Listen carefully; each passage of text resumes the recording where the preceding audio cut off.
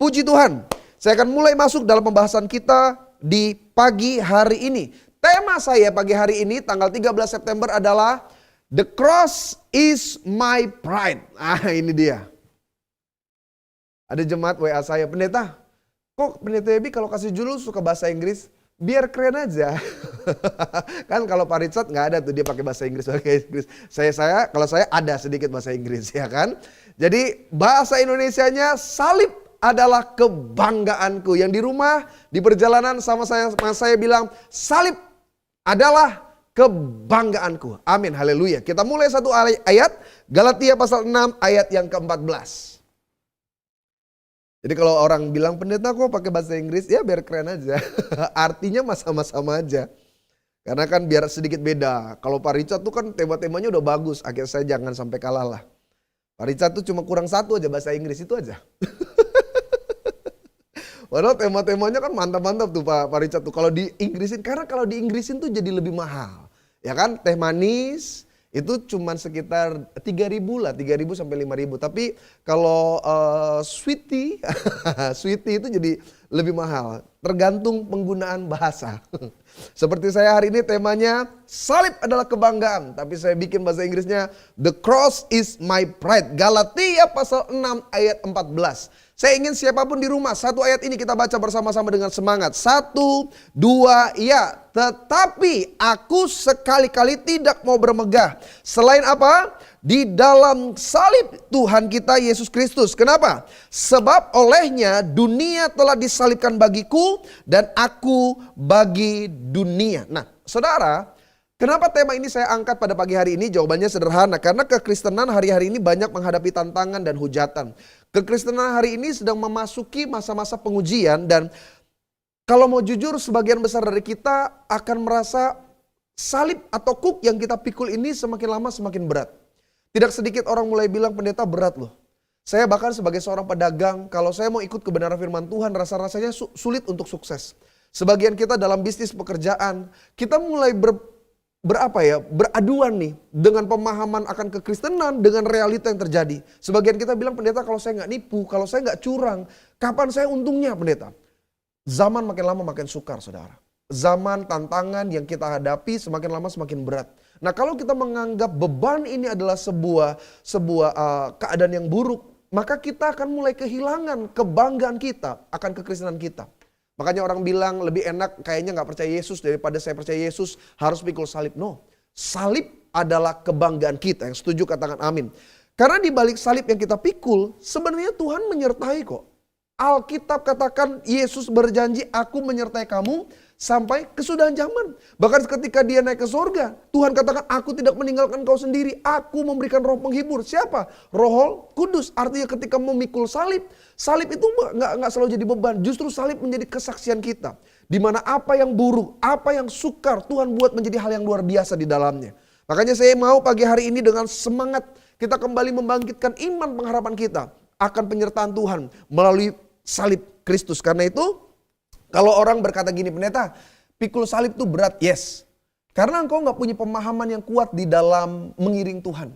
Paulus sudah bicara ribuan yang tahun yang lalu. 1 Korintus pasal yang pertama ayat 18 sampai dengan ayat yang ke-19. Apa yang Paulus katakan? Apa yang dia ajar tentang salib? 1 Korintus pasal yang pertama 18-19. Paulus katakan sebab pemberitaan tentang salib memang adalah kebodohan bagi mereka yang akan binasa. Jelas.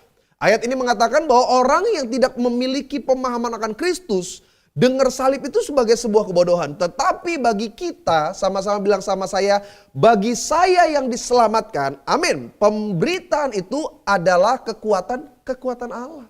Jadi salib itu bukan kelemahan. Salib justru adalah kekuatan kita. Ayat yang berikutnya ayat 19. Karena ada tertulis, aku akan membinasakan hikmat orang-orang berhikmat dan kearifan orang-orang bijak akan kulenyapkan. Jadi kalau orang dunia bilang lebih enak gak ikut Tuhan daripada saya ikut Tuhan penuh dengan masalah. Salah besar. Karena seringkali apa yang kita pikir mampu kita lakukan. Justru sebaliknya Tuhan nyatakan tidak mungkin. Tapi di ayat-ayat selanjutnya dari tulisan Paulus ini. Alkitab katakan Tuhan bahkan pakai orang lemah. untuk mengalahkan orang kuat. Tuhan pakai orang bodoh mempermalukan orang pintar. Bahkan Tuhan pakai orang yang tidak terpandang untuk mengalahkan orang-orang yang terpandang. Kenapa? Karena di balik salib ada penyertaan dan kekuatan Tuhan. Itulah sebabnya kita melihat salib sebagai sebuah kebanggaan. Nah, saya masuk dalam sebuah pembelajaran kepada setiap jemaat Tuhan pagi hari ini. Ada beberapa lambang yang akan saya tunjukkan. Jadi pada zaman dulu, awal-awal kekristenan, kita nggak mengenal salib seperti hari ini. Jadi lambang kekristenan itu seperti yang di belakang saya ini. Nah, ini lambang paling pertama, disebut dengan nama iktus. Iktus, saudara sering lihat gambar seperti ini. Jadi kata iktus ini dalam bahasa Yunani artinya adalah ikan. Maka lambangnya memang ikan. Jadi kalau saudara lihat lambang ini, memang ini bentuk ikan, saudara. Jadi awal-awal dulu salib itu tidak seperti yang hari ini kita lihat, seperti cross. Karena pada waktu itu salib bicara tentang kutuk, lambang ketakutan. Dan kalau orang Kristen mula-mula memakai lambang salib, definisinya berbeda dengan kita hari ini. Jadi dulu kalau orang Kristen menunjukkan diri, menggambarkan keimanannya, mereka biasanya memiliki lambang ikan ini, iktus. Jadi kata iktus ini sebenarnya pecahan. Jadi iktus itu Yesus Kristus, Yesus Kristus, Teutos, bahasa yang berikutnya disebut dengan kata soter. Jadi Yesus Kristus, Anak Allah, Juru Selamat. Nah, itulah kepanjangannya iktus atau ikan. Jadi setiap kata itu mewakili kata yang lainnya. Nah, zaman dulu kalau saya orang Kristen ketemu dengan orang Kristen yang lainnya, kita nggak bicara saya percaya Yesus. Karena dulu kata percaya Yesus itu sensitif sekali. Konsekuensinya adalah kematian. Jadi kalau saya ketemu dengan sesama orang yang percaya, saya cukup menggambar satu lengkungan gitu di tanah. Kalau dia sama-sama pengikut Kristus, mereka akan menambah lengkungan yang kedua. Mereka akan membentuk bentuk ikan. Sampai sini sudah paham ya maksud saya. Jadi kalau saya ketemu, saya akan gambar dulu satu lengkungan. Kalau dia sama-sama percaya Yesus, dia akan membentuk lengkungan yang kedua. Apa tujuannya? Supaya kalau orang itu tidak percaya Yesus dan tidak mengerti lambang ini, mereka nggak bisa menjadi pengkhianat atas kita. Karena pada zaman itu kalau seorang melaporkan orang Kristen, itu dapat uang. Jadi kalau saya ngelaporin, misalkan teman saya Pak Riki gitu, saya ngelaporin ke Romawi atau ke orang Yahudi, saya dapat uang. Jadi supaya tidak ada pengkhianatan, mereka lambang ini. Yang kedua, lambang ikan ini juga menjadi arah petunjuk. Jadi kalau orang mau datang ke sebuah kumpulan orang-orang percaya Yesus, mereka ikuti arah ikan. Jadi kepalanya ini, ujungnya ini menjadi penunjuk arah. Jadi kalau dia ke sebelah kanan arahnya, ya kita ikut pergi ke sebelah kanan. Sampai nanti kita ketemu dua gambar ikan yang saling berhadapan. Jadi ikan sebelah kanan dan ikan sebelah kiri. Nah itu biasanya tempat perkumpulannya, lambang ini. Sampai akhirnya lambang pertama kekristenan ini bocor. Orang sudah mulai tahu. Disitulah Paulus bisa masuk, menangkap. Karena udah bocor lambang tentang ikan ini. Jadi itu lambang yang pertama. Lalu lambang yang kedua diganti menjadi lambang namanya Kiro. Ini lambang salib yang pertama orang Kristen. Pernah lihat gambar-gambar seperti ini ya? Ini terdiri dari dua huruf Yunani. Ki dan Ro, ini dua huruf yang digabungkan. Ini adalah gambaran dari kata Kristus. Karena huruf X ini, itu kalau dibaca dalam bahasa Yunani, tulisannya K dan H. Tapi biasanya dibaca dengan huruf Ki. Atau dalam bahasa Inggris disebut dengan Chi.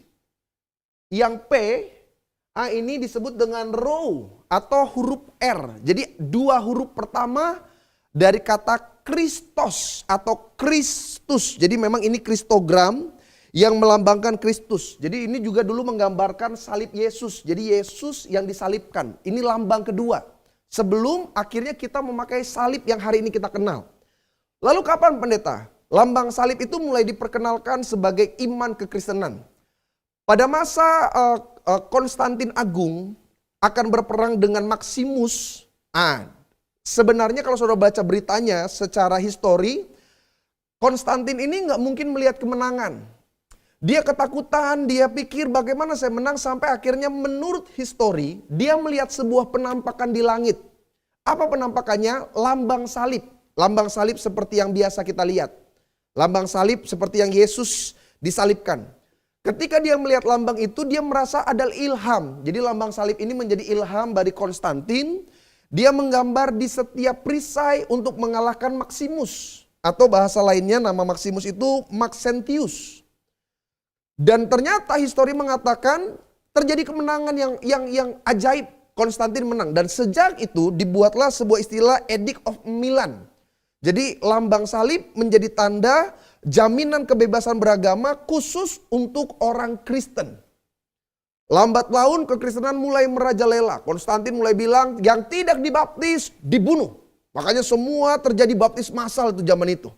Semua tentara, semua warga itu dibaptis semuanya.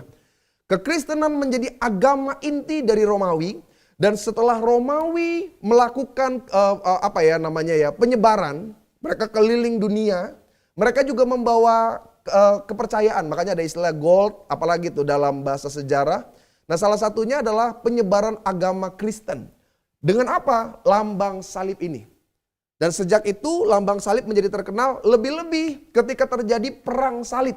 Selama 200 tahun berturut-turut untuk membedakan keimanan Kristen, mereka menggunakan lambang salib di tameng, di perkakasnya. Dan sampai detik ini lambang kekristenan adalah seperti ini.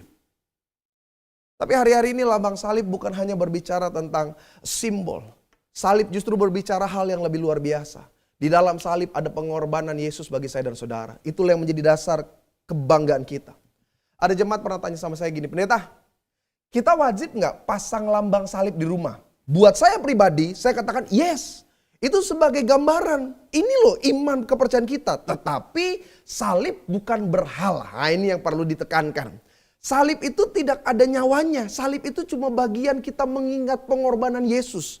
Jadi kalau saudara suka ada tuh kepercayaan, dia taruh sajen di salib, itu udah sinkritisme. Penggabungan antara percayaan kultus dengan kekristenan.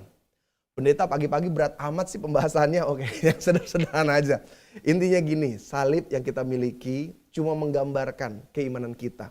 Tidak ada hubungannya dengan berhala. Orang kan suka bilang, wah orang Kristen tuh suka taruh berhala. Tidak, kita tidak pernah menyembah salib. Salib hanya mengingatkan kita atas pengorbanan Tuhan yang luar biasa. Salib itu bukan sebagai pengusir setan ya. Jadi kan orang bilang, ini kamarnya kayaknya ada kuasa gelap pendeta. Saya mesti gimana? Tambahin salib. Itu berarti pemahaman yang salah. Salib tuh gak ngusir setan.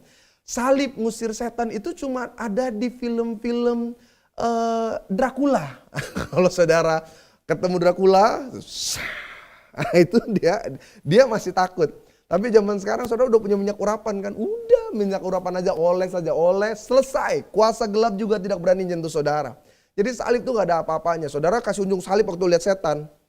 Misalkan ada kuntilanak. Dia bilang, ini salib Yesus. Itu kuntilanak keluarin yang lebih bagus. Aku juga punya. Kita sekarang pernyataan Tuhan tuh melalui pengurapan. Ya, jadi salib juga bukan sebagai panglaris. Saya pernah datang ke satu toko jemaat Tuhan. Mungkin sekarang dia lagi nonton nih acara ini. Ya kan? Saya lihat di tokonya. Gak apa-apa ya Pak ya saya cerita ya. Ada 7 loh salib di tempat dagangannya. Bayangin, di Golgota cuma 3, dia 7. Yang 4 gak tahu punya siapa. Saya bilang, kenapa kok salibnya banyak amat pendeta? Iya biar berkat Tuhan mengalir. Ini ngaco. Salib tidak ada hubungannya dengan panglaris. Inti salib cuma sederhana. Sebagai pengingat kita atas karya yang paling luar biasa. Tuhan menjadi manusia. Disalib bagi saya dan saudara, supaya apa? Kita yang tidak layak dilayakkan. Kita yang tadinya berdosa hari ini disebut sebagai orang benar. Bahkan kita yang tadinya warga kerajaan neraka, hari ini kita punya bagian dalam kerajaan sorga. Itulah kenapa salib menjadi kebanggaan. Orang zaman dulu punya satu lagu yang luar biasa. Salibnya, salibnya teramat mulia. Dosaku disucikan oleh darah Yesus. Makanya mengapa Rasul Paulus mengatakan salib merupakan hal yang penting dalam kehidupannya. Karena memang kalau kita iring Yesus saudara, suka tidak suka kita harus pikul salib. Lihat Matius 16 ayat 24. Perkataan Yesus sendiri kepada setiap kita sebagai murid-muridnya. Matius 16 ayat yang ke-24. Alkitab katakan, lalu Yesus berkata kepada murid-muridnya, yang bisa baca, yang di rumah, yang di perjalanan sama-sama. Setiap orang yang mau mengikut aku, kata aku di sana siapa? Yesus. Ia harus menyangkal dirinya, bukan cuma menyangkal, apa? Memikul salibnya dan mengikut aku. Saudara, saya ingin saudara mengerti dulu konteks pernyataan Yesus. Kata salib pada waktu itu definisinya berbeda dengan hari ini. Salib pada waktu itu berbicara tentang penderitaan, tentang kesakitan, tentang kematian yang paling buruk dalam hidup manusia. Tapi Yesus bilang, barang siapa mengikut aku, dia harus memikul salibnya, menyangkal dirinya dan memikul salibnya. Bahkan ada kalimat Yesus yang paling keras, Matius pasal 10 ayat 38. Perhatikan, ini perkataan Yesus kepada setiap kita yang percaya. Barang siapa tidak memikul salibnya dan mengikut aku, kata Yesus apa? Ia tidak layak bagiku. Artinya dalam mengiring Tuhan, kita sebagai orang percaya, orang-orang menyebut kita Kristen, Pak, kekristenan kita tidak sempurna kalau engkau gak mau memikul salib. Salib itu berbicara tentang tantangan, kesulitan, masa-masa sukar yang Tuhan izinkan. Tapi sesungguhnya salib itu membawa juga kekuatan, kemuliaan dalam hidup kita. Makanya kenapa orang bersaksi? Orang bersaksi pasti dimulai dengan beban-beban yang berat. Tapi sebenarnya beban berat itu akan tergantikan menjadi hal yang luar biasa. Karena di balik ujung perjalanan perlombaan kita memikul salib, selalu ada kemenangan, selalu ada reward, selalu ada hadiah yang Tuhan sediakan bagi kita.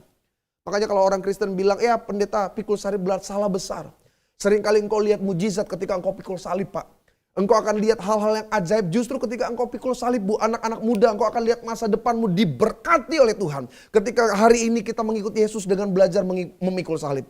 Makanya ada beberapa hal yang saya catat. Kenapa salib menjadi kebanggaan kita? Kenapa ketika melihat salib kita gak melihat sebagai sebuah keberhalaan. Justru kita mengingat apa yang harus kita kerjakan sebagai orang percaya. Ada 4 hal yang saya catat. Yang pertama, Kolose pasal yang kedua, 13 sampai dengan ayat yang ke-15. Yang pegang Alkitab atau lihat di layar monitor saudara, baik yang smartphone, laptop atau di smart TV, 3 ayat ini baca. Dikatakan dengan jelas ayat 13, kamu juga meskipun dahulu mati oleh pelanggaranmu dan oleh karena tidak disunat secara lahiriah, telah dihidupkan Allah bersama-sama dengan Dia. Sama-sama bilang sama saya sudah dihidupkan oleh Tuhan. Sesudah Ia mengampuni segala pelanggaran kita. Dengan menghapuskan surat hutang yang oleh ketentuan-ketentuan hukum mendakwa dan mengancam kita. Dan itu ditiadakannya dengan memakukannya pada apa? Salib. Ia telah melucuti pemerintah-pemerintah dan penguasa-penguasa dan menjadikan mereka tontonan umum adalah dalam kemenangannya atas mereka. Yang pertama, kenapa salib menjadi kebanggaan saya dan saudara sebagai orang percaya? Karena di dalam salib ada pembebasan. Sama-sama bilang sama saya, kemerdekaan. Wahyu berkata iblis mendakwa kita siang dan malam. Dengan kata lain, iblis itu sering memberikan tekanan bahwa kita ini orang berdosa. Dia dakwa bahwa kita orang yang berdosa, orang yang tidak pantas, orang yang tidak layak. Dan tanpa saudara sadari, intimidasi iblis itu membuat kita sulit untuk melihat kemuliaan Allah. Padahal untuk datang kepada Tuhan dibutuhkan hati yang bersih. Dibutuhkan kekudusan, kesucian. Makanya Alkitab katakan siapa yang dapat naik ke gunung Tuhan? Mereka yang bersih tangannya dan murni hatinya. Tetapi iblis selalu tekankan bahwa kita gak layak. Kita bukan siapa-siapa. Tapi ketika kita melihat salib, ketika ada intimidasi bahwa saya orang berdosa, saya orang yang gak pantas, saya orang yang melakukan banyak hal kotor. Tapi waktu kita melihat salib, kita akan kembali mengingat. Tidak ada yang terlalu kotor sampai Tuhan tidak dapat bersihkan. Tidak ada yang terlalu kelam sampai Tuhan gak mau membuka tangannya untuk menerima kita. Di salib ada kemerdekaan saya dan kemerdekaan saudara. Orang boleh berkata masa lalumu kelam. Kita boleh mengingat perbuatan kita di hari yang kemarin sangat-sangat aib, sangat-sangat kotor. Tapi waktu kita kembali melihat salib, kita ingat. Ada kasih yang tidak pernah terbatas bagi saya dan saudara. Itu yang memerdekakan kita. Itu yang memberikan pembebasan ketika iblis mendakwa. Karena iblis kan mendakwa dalam segala hal. Kita lagi mengalami ekonomi hancur. Iblis bilang, kamu sih orang berdosa. Kamu kan lakukan A, B, C, D. Tapi waktu kita lihat salib, kita kembali lihat kemerdekaan. Betul saya orang berdosa. Tapi pengampunan Allah saya bagi saya sempurna adanya. Pak, Bu, kebahagiaan kita itu justru seperti Mazmur katakan, ketika kita tahu dosa pelanggaran kita diampuni. Iblis terus pakai cara ini supaya kita masih terikat dengan hari lalu kita yang kemarin. Salah. Yesus sudah menjadi juru selamat. Yang di rumah, yang di perjalanan sama-sama bilang sama saya, Yesus adalah juru selamat saya. Juru selamat dalam bahasa Kamus Besar Bahasa Indonesia, kata juru itu berbicara tentang keahlian, kemampuan seseorang yang ahli dalam bidangnya. Seperti misalkan juru masak, berarti dia orang yang pandai memasak. Jurumudi, seorang yang ahli dalam mengemudikan. Juru apa lagi? Juru damai, juru mesin, juru bicara. Itu orang yang banyak bicara, ya kan? Ya kayak saya nih pendeta nih juru bicara, ya kan, ngomong terus. Yesus diberikan predikat sebagai orang yang disebut dalam bahasa Yunani itu soter atau juru selamat. Artinya Yesus adalah seorang yang ahli dalam menyelamatkan. Tapi yang saya mau tekankan begini, Yesus bukan hanya juru selamat atas dosa-dosa, Yesus ahli menyelamatkan dalam berbagai hal. Pak, dengar baik, dia ahli menyelamatkan kita dalam ekonomi kita yang berantakan. Bu, dengar baik, dia ahli memulihkan rumah tangga kita. Dia ahli memulihkan masa depan kita. Dia ahli memulihkan hari-hari sukar kita. Dia ahli menyelamatkan kita dari sakit penyakitnya. Makanya dalam Yohanes dikatakan sudah selesai. Sama-sama bilang sama saya, sudah selesai. Saya ingin masuk ke dalam pembelajaran singkat. Kembali kita buka ayat yang tadi saya sebutkan. Kolose pasal 2 ayat 14 dikatakan dengan sangat jelas. Dengan menghapus surat hutang. Sama-sama bilang sama saya, surat hutang. Jadi waktu saudara baca dalam Yohanes, Yesus menyebut kata tetelestai atau sudah selesai. Jadi kata tetelestai itu biasanya hanya digunakan untuk menyatakan lunas kepada sebuah surat hutang. Saya baca historinya. Pada naskah papirus Yunani kuno terdapat satu tulisan tanda terima pajak pada masa jajahan Romawi dulu dengan kata tetelestai. Jadi kata sudah selesai atau sudah lunas dalam bahasa Yunani disebut tetelestai. Dan tetelestai hanya digunakan di dalam surat hutang piutang. Digunakan dalam surat pelunasan pajak. Kenapa Yesus harus sebut itu di atas kayu salib? Ya, karena saya dan saudara secara hukum kita adalah orang-orang berdosa. Perbuatan kita adalah hal-hal yang membuat kita punya bagian dalam neraka. Tapi Yesus sudah bayar. Dengan apa? Darahnya. Makanya ada lagunya. Bukan dengan emas perak kau membayar diriku dengan darah yang mahal. Di mana? Di atas kayu salib. Jadi kalau saudara hari ini masih terikat dalam kutuk kegagalan, kutuk penderitaan, kemiskinan, kutuk cerai berai, kutuk sakit penyakit. Ingat, lihat salib, ada pembebasan kita. Orang berkata gini, ya memang udah nasib kali. Mungkin memang kamu memang anak yang lahir dalam keluarga miskin. 7 turunan, 9 belokan, 8 tanjakan, pokoknya kamu mah miskin. Tapi waktu kita lihat salib kita bilang, sudah selesai. Surat hutang kita untuk hidup dalam kemiskinan, dalam kutuk sakit penyakit, dalam kehidupan masa depan yang hancur sudah dibayar lunas di atas kayu salib. Itu yang membebaskan kita. Jadi saya nggak tahu siapa saudara yang menyaksikan live streaming ini. Engkau hidup dalam keterikatan.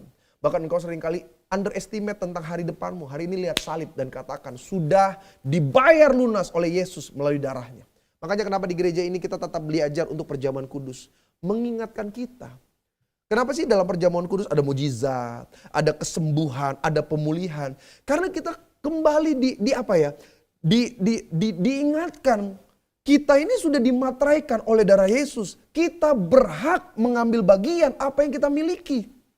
Engkau berhak diberkati, Pak. Sama-sama bilang sama saya pantas diberkati. Amin. Yes, masa lalumu kotor, masa lalumu mungkin suram. Tapi saya mau katakan sudah selesai di atas kayu salib. Bu, engkau pantas melihat pemulihan atas hidupmu. Sama-sama bilang sama saya harus terima pemulihan. Kenapa? Itu haknya kita. Anak-anak muda, engkau bisa berkata masa depanku diberkati. Orang boleh berkata engkau bodoh, engkau bukan orang yang terpelajar, engkau bukan orang dari keluarga yang kaya raya. Yes, tapi kita punya Yesus yang sudah mati di atas kayu salib yang memberikan kita kepastian di tengah ketidakpastian. Makanya kenapa salib menjadi kebanggaan saya dan saudara? Karena di dalam salib ada pembebasan. Jadi saudara hari ini yang sedang sakit, engkau yang sedang terkapar dalam keadaan tidak berdaya. Orang berkata tidak mungkin ada kesembuhan. Manusia tidak mungkin, tapi bagi Allah tidak ada perkara yang mustahil. Katakan di dalam salib ada kesembuhanku. Amin. Yang kedua, Kenapa kita melihat salib sebagai sebuah kebanggaan? Karena di dalam salib ada pemulihan hubungan. Nah, saya ingin masuk ke dalam sebuah pembelajaran sederhana gini. Manusia itu memiliki 3 koneksi hubungan. Pertama atas dirinya sendiri, hubungan kita dengan diri kita. Itu yang pertama. Yang kedua hubungan kita dengan sesama. Dan yang ketiga hubungan kita dengan Tuhan. Tanpa saudara sadari, akibat dosa hubungan ini semuanya rusak. Manusia melihat dirinya dengan kacamata tidak berharga, dengan merasa hidup dalam penyesalan, bahkan merasa gambaran diri rusak. Hubungan kita dengan sesama juga rusak. Apalagi hubungan kita dengan Tuhan. Saya ambil satu contoh yang paling sederhana yang tertulis di dalam Kejadian. Saudara perhatikan. Ketika Tuhan menciptakan manusia, Alkitab catat kita dibentuk sempurna serupa segambar seperti Allah. Kapan kita mulai kehilangan gambaran itu? Ketika kita jatuh dalam dosa. Disitulah manusia mulai menutup dirinya. Tadinya keterlanjangan adalah sebuah kemuliaan. Tapi ketika kita jatuh dalam dosa, ketelanjangan adalah sebuah aib. Manusia mulai mengambil daun ara dipakai untuk menyematkan bagian yang dianggap adalah aib. Itu pertama, hubungan diri sendiri rusak. Kita merasa malu, kita merasa tidak berharga, kita merasa kotor. Itu hubungan yang pertama dirusak akibat dosa. Yang kedua, hubungan apa yang dirusak? Antara kita dengan sesama. Tuhan berkata, apakah engkau makan dari buah yang kularang? Tadinya Adam melihat Hawa sebagai kekasih dan berkata, inilah tulang dari tulangku dan daging dari dagingku. Tapi ketika manusia terdesak, Tuhan tanya, apakah engkau makan buah yang kularang? Adam mulai bilang, perempuan yang kau tempatkan di sisiku, dia yang memberikannya kepada aku. Hubungan manusia mulai rusak. Bahkan hubungan manusia dengan makhluk yang lainnya juga rusak. Tuhan berkata kepada Hawa, kenapa engkau berikan kepada Adam? Harusnya dia jelaskan, tapi dia bilang apa? Ular ini yang memperdaya aku. Makanya ada cerita zaman dulu. Kita dulu masih bisa berkomunikasi dengan makhluk yang lainnya. Tapi karena dosa semuanya putus, manusia tidak bisa bicara. Satu-satunya manusia yang katanya bisa berbicara dengan makhluk lainnya, dalam beberapa ajaran disebut dengan Nabi Sulaiman. Atau kita sebut istilahnya Nabi Salomo atau Raja Salomo. Katanya orang bisa berkomunikasi dengan binatang. Padahal dulu katanya kita masih bisa berkomunikasi. Akibat dosa, hubungan rusak. Makanya setelah Adam dan Hawa punya anak, Kain dan Habel, terjadi kematian yang pertama bukan dari orang lain, tapi dari kakak kepada adiknya. Kenapa? Hubungan rusak. Tapi yang ketiga yang lebih parah, hubungan rusak antara manusia dengan Tuhan. Tuhan melarang manusia untuk tinggal di Taman Eden. Dan sejak itu Tuhan tidak lagi berkomunikasi banyak dengan manusia. Bayangin ya, hubungan manusia sama Tuhan tuh dulu dekat sekali. Bahkan ketika jatuh dalam dosa, dalam Kejadian bilang begini. Ketika Tuhan berjalan di taman itu, manusia tahu. Emang Tuhan jalannya gimana sih? Apa bunyi gitu? Deng, deng, deng. Enggak. Karena komunikasi yang dekat. Saya ambil satu alegoris ya. Gini. Saya ingat waktu itu saya punya anjing. Anjing biasa namanya Bruno. Jadi anjing Bruno ini memang dirawat sama orang tua saya. Karena kita masih anak-anak cuma tahu main. Orang tua saya yang pelihara, rawat, yang suka ajak jalan dan lain sebagainya. Yang menarik dari Bruno. Jadi Bruno ini tahu persis kapan papa saya datang pulang ke rumah. Saya sini saudara ngerti gak maksud saya? Jadi gini, kalau papa saya dulu kan naik mobil Kijang ya kan. Mobil masih di portal. Kita manusia gak denger gitu bunyinya, anjing saya udah tahu. Jadi kita lagi main dalam rumah, anjing saya lagi tidur nih. Kalau papa saya pulang, dia bisa tahu loh. Dia bilang, dia mulai rame. Jadi kalau anjing itu gonggong, kita tahu papa kita bakal pulang. Kita pikir dia akan bergonggong di jam-jam tertentu. Seperti misalkan jam 6 sore waktu papa saya pulang atau jam 7. Tapi terkadang papa saya itu pulang cepat. Pokoknya setiap papa saya bahkan belum sampai portal, anjing saya udah tahu. Sampai saya curiga jangan-jangan yang anak kandung itu anjing saya itu. Karena kita yang anak kandung aja gak tahu bapak kita di mana. Anjing kita tahu. Gambarannya sedekat itu dulu Tuhan dengan manusia. Kapan semuanya mulai hilang? Ketika manusia jatuh dalam dosa. Makanya kalau saudara baca beberapa hal ya. Saya ambil contoh sederhana. Salah satu letusan yang paling besar di dunia itu terjadi di Indonesia. Saya catat dalam satu jurnal. Sejarah dunia mengatakan bahwa Gunung Tambora yang ada di Nusa Tenggara Barat Indonesia. Di daerah Pulau Sumba itu salah satu ledakan terdahsyat yang pernah terjadi di dunia. Itu terjadi bulan April 1815. Korbannya 71.000 orang mati seketika. Di antaranya 11 sampai 12.000 terbunuh secara langsung ketika terjadi erupsi. Tapi yang menarik kalau saudara baca faktanya, binatang-binatang di gunung itu beberapa jam sebelum gunung meletus, mereka seakan-akan sudah lebih dulu tahu. Mereka lihat monyet semuanya turun, mereka seperti dikejar setan gitu, sampai katanya monyet-monyet itu lari turun ke laut saking ketakutannya.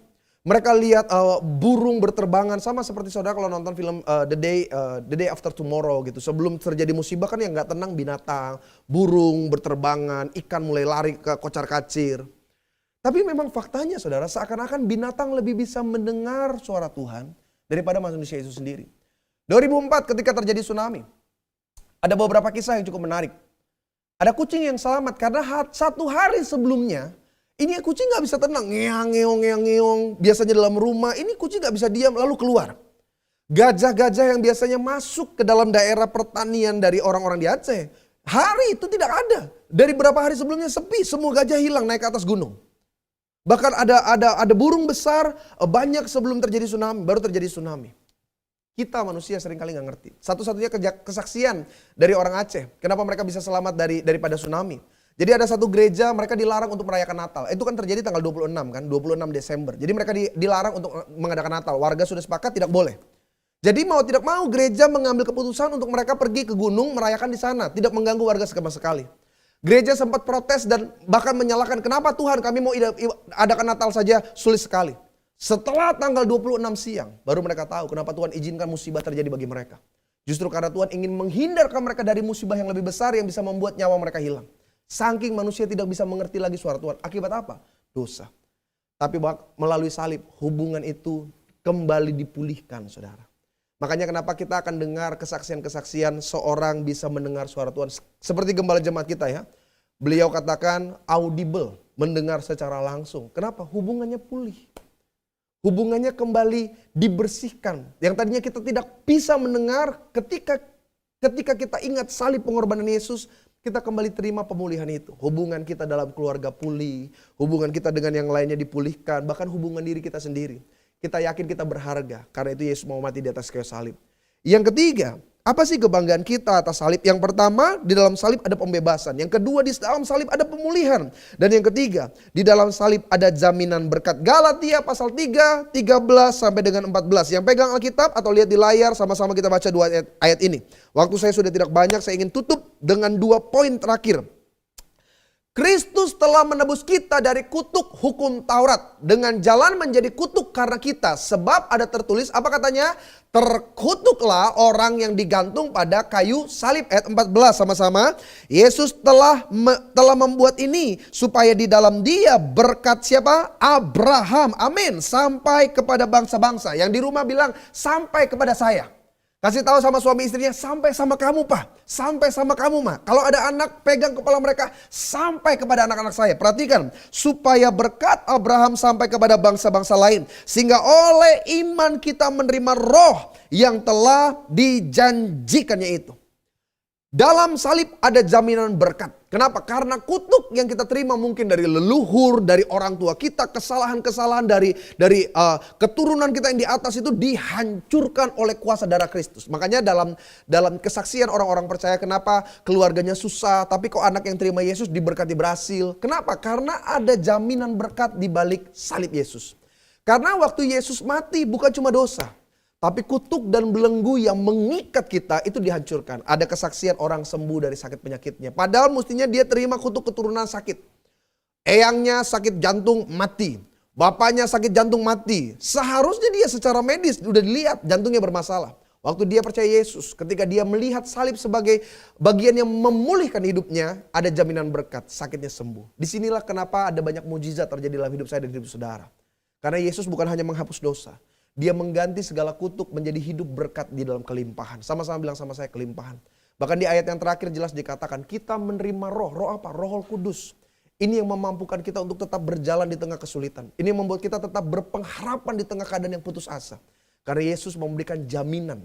Bukan cuma hari ini, bukan cuma besok, bukan cuma 1-2 tahun. Tapi sampai kita kembali bertemu di awan kerajaan sorga bersama dengan Yesus. Yang keempat, yang terakhir, lihat Alkitab Roma 6 ayat yang ke-6. Ini ayat kita yang terakhir dalam sesi pertama pagi hari ini, ibadah live streaming dari GBHMJ. Karena kita tahu Bahwa manusia lama kita telah turut disalibkan. Amin. Supaya tubuh dosa kita hilang kuasanya. Agar jangan kita menghambakan diri lagi kepada dosa. Hari ini penggambaran mati bersama Yesus kita lakukan dalam sakramen pembaptisan. Ada banyak jemaat lah kalau dengar ini langsung, Pak kapan dong baptisan? Sabar. Gembala juga udah rindu sekali. Kalau beliau tuh hubungan dengan tim-tim pengembalaan tuh, aduh Pak Gembala tuh kalau saudara tahu, udah pengen banget bisa ibadah lagi, pengen ada pemberkatan nikah lagi, pengen lagi ada pembaptisan, tapi memang masa-masanya belum. Alkitab ajar kita, orang bijak melihat musuh bersembunyi dulu. Atur strategi yang bagus, baru menyerang di waktu yang tepat. Begitu lagi BHMJ. Jadi nanti mungkin tahun depan setelah semuanya dianggap lebih aman, lebih safety bagi kita dan bagi saudara, kita adakan sakramen pembaptisan. Nah dulu orang menganggap melihat sakramen pembaptisan hari ini sebagai gambaran kita mati, dikuburkan bersama Yesus dan bangkit. Makanya ketika kita keluar dari air pembaptisan, kita dikasih nama baptis. Saudara dikasih nama baptis sama Pak Gembala siapa? Pasti bagus-bagus ya. Yohanes, ya kan, Matius, Paulus. Ada yang dikasih nama Iskariot? Nggak ada ya kan. Biar dibayar juga kita nggak mau. Kita kalau dikasih nama baptis yang bagus supaya apa? Menjadi gambaran perubahan hidup kita. Seperti itulah salib saudara. Salib mengubah keadaan saya dan hidup saudara disempurnakan. Makanya ada lagu. Ku telah mati dan tinggalkan. Apa yang kita tinggalkan? Cara hidupku yang lama. Kenapa kita harus tinggalkan? Semuanya sia-sia dan tak berarti. Itulah sebabnya Paulus berkata, apa yang dulu kuanggap kebanggaan, hari ini setelah pengenalanku akan Yesus, akan salibnya, semuanya adalah sampah. Mari kita satu dalam doa. Bersyukur Tuhan atas kebenaran firman Tuhan di pagi hari ini. Biar ini menjadi hari semangat bagi kami. Hari di mana ketika kami melihat lambang salib, bukan hanya berbicara tentang simbol keagamaan, tapi di sana ada pembebasan bagi kami, ada pemulihan hubungan bagi kami, ada jaminan berkat, bahkan ada penyempurnaan bagi kami. Tuhan ajar kami melihat salib dengan pandangan dewasa. Salib bukan hanya berbicara tentang simbol agama. Salib adalah pengorbanan Tuhan yang paling luar biasa. Karena begitu besar kasih-Mu akan dunia ini. Sehingga Engkau mengutus anak-Mu untuk mati di kayu salib supaya kami ditebus dosanya. No, bukan cuma itu. Segala kutuk, belenggu, keterikatan kami dihancurkan. Sehingga kami hidup dalam kelayakan. Bahkan untuk menerima berkat-berkat Tuhan. Berkati setiap umat Tuhan siapapun yang menyaksikan live streaming pada pagi hari ini. Agar ada perubahan dalam hidup mereka. Yes, mungkin mereka sedang mengalami masa-masa sukar, masa-masa berat. Sebagai manusia kami ingin berkata, Tuhan kami putus asa. Tapi ketika kami melihat salib, kami percaya janji-janji Tuhan akan tergenapi bagi kami. Berkati siapapun yang menyaksikan live streaming ini. Supaya di pagi hari ini ada semangat baru. Membuat kami tetap melangkah dalam rencana yang indah. Dalam nama Bapa, Putra Kudus bersama jemaat kita katakan amin.